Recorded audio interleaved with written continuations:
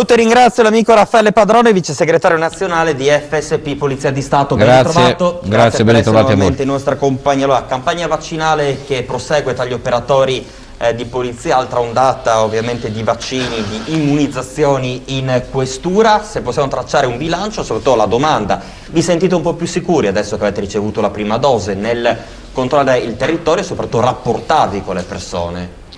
Beh, per andare in ordine della domanda, sì, abbiamo avuto l'83% dei colleghi che volontariamente si sono sottoposti alla vaccinazione, anzi mi pare di aver ascoltato che con una vaccinazione oggi potremo allungare il numero di persone che potrebbero essere vaccinate, e quindi noi adesso con questa vaccinazione di AstraZeneca andremo avanti per 12 settimane, quindi se ci dovesse essere una seconda vaccinazione l'avremo a metà maggio.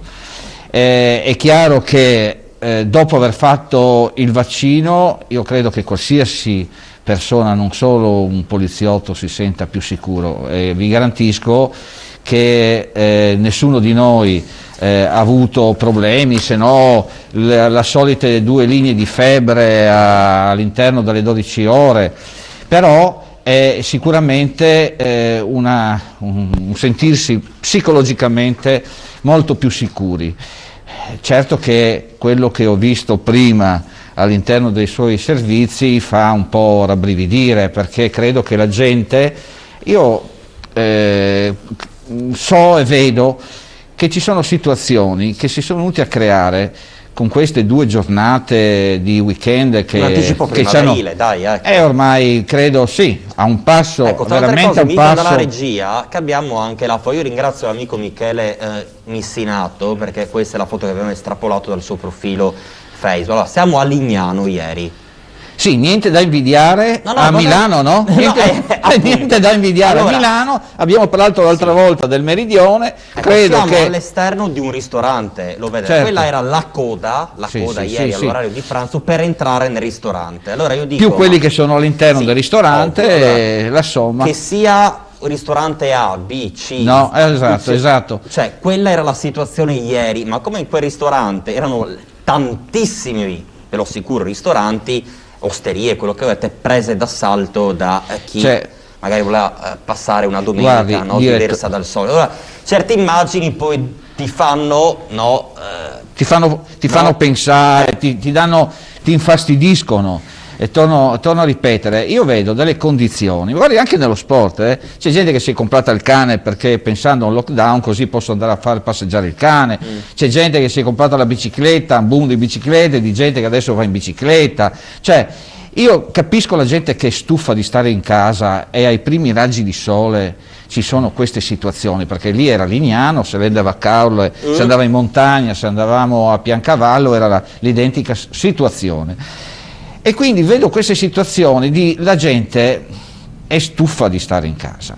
Però attenzione, perché se i dati sono quelli corretti, qui rischiamo veramente un'altra zona rossa e un altro lockdown. E questa è la preoccupazione. Qua c'è poco da dire, apriamo i ristoranti di mattina, chiudiamoli di sera, apriamoli di pomeriggio.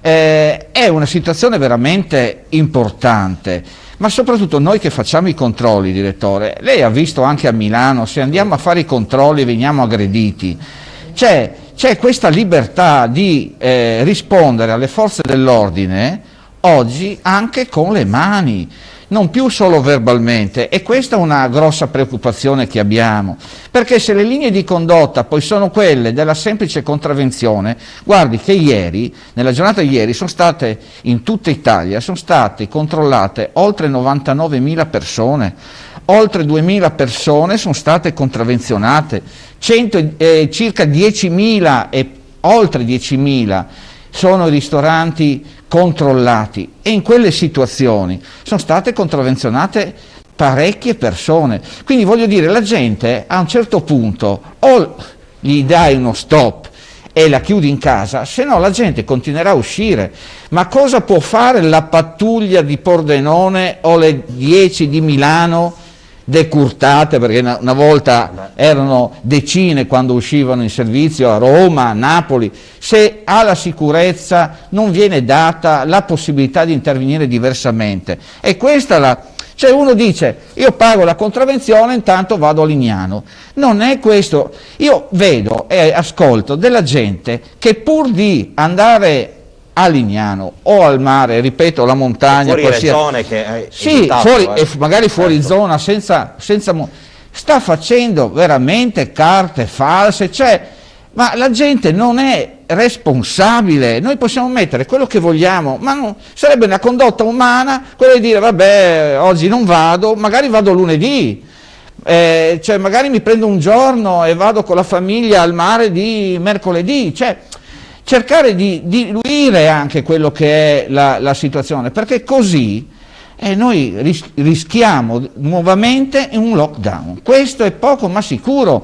Poi chiudi le scuole, apri le scuole, c'è una confusione. Adesso è stato cambiato anche il commissario Arcuri per questa, sì, per questa gestione. Un generale dell'esercito che, ahimè, non conosco personalmente, ho letto il suo curriculum. Esatto. E questo cosa ha fatto? Questo ha coordinato l'evacuazione, neanche fossimo in stato di guerra, da Wuhan all'Italia, cioè neanche l'avesse fatto lui, credo, perché avrà sicuramente dato disposizione a qualche suo ufficiale e sottufficiale per gestire un'evacuazione. Non è che ha guidato lui l'aereo, ha salvato dagli incendi 100.000 persone. Quindi noi andiamo avanti così in Italia, andiamo avanti così. La meritocrazia non esiste. Allora, avevamo visto queste situazioni in un momento così particolare. Dobbiamo pensare ai vaccini, dobbiamo pensare a queste cose.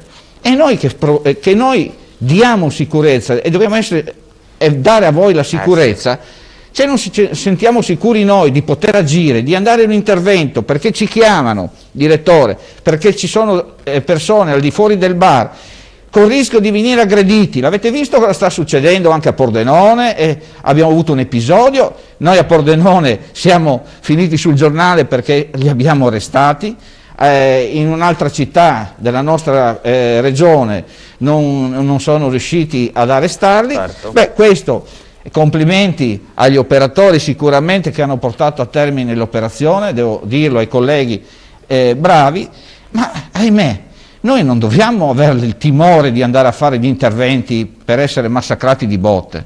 Cioè non è possibile, se la polizia non utilizza e non ha a disposizione delle leggi speciali che dicono quello che noi possiamo fare e le libertà di agire in una determinata situazione, direttore, noi possiamo avere la pistola, il fucile e la mitraglietta. Certo.